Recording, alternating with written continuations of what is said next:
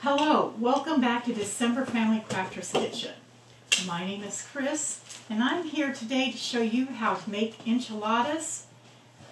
Easiest recipe you ever want to make. I decided though that instead of using canned enchilada sauce, I wanted to make my own.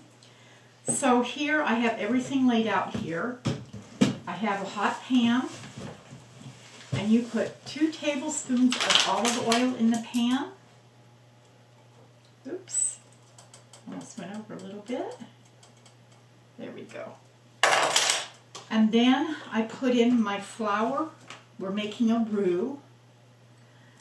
And so I put in my flour and I mix it up real good so it's not lumpy, like so. And if it's a good roux, you see it, it's kind of smooth. Very smooth. And then I have all my spices here, which is 4 tablespoons of chili powder. Now 4 tablespoons of chili powder equals 1/4 cup. I also have 1 teaspoon onion powder.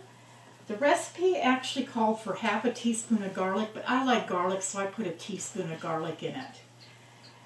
And then it's like 1/2 teaspoon salt.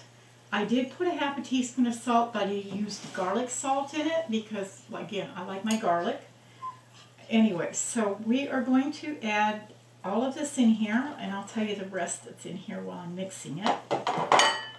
We have a half a teaspoon of cumin and half a teaspoon of oregano.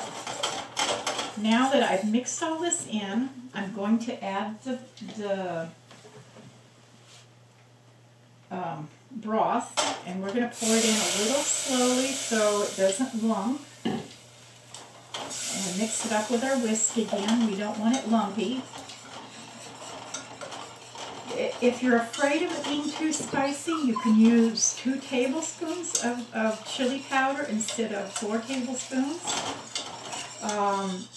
Usually the authentic way of making enchiladas is more spicy and has red chilies in it, and I didn't want it that spicy, so I did put in a 1/4 cup of chili powder in here. And I'm mixing all this in.